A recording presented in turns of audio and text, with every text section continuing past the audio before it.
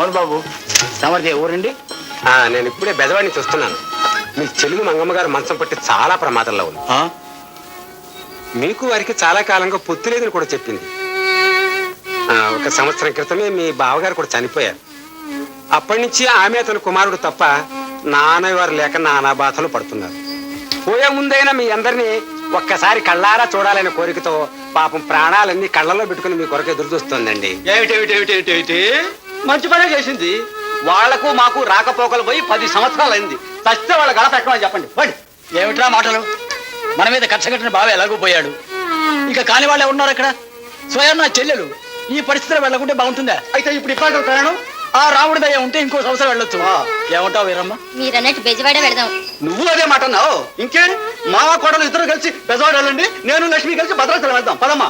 కాదన్నయ్య, నాన్న చెప్పినట్లు మనం అత్తయ్య దగ్గరికే వెళ్దాం. ఏమిటి నువ్వు కూడా అదే మాట అన్నావు. సరే మీ ఇష్టం, కానీ నాకెందుకు వచ్చిన అవసరం? రైలుకు వేళ అయింది, ఈ బండిలోనే వెళ్దాం. బండి కండి. పదండి. ఇంతకాలానికి ఎందుకు వచ్చిందో ఈ ప్రయాణం? నా మాట ఏమైనా మీకు ఒక లెక్క పత్రమా? కానివ్వండి.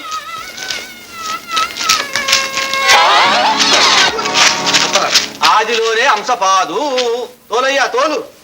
మీరు పోయి అలా ముందెక్కండి సార్. పర్వాలేదు, నేను నడిచొస్తాను. సంతోషం.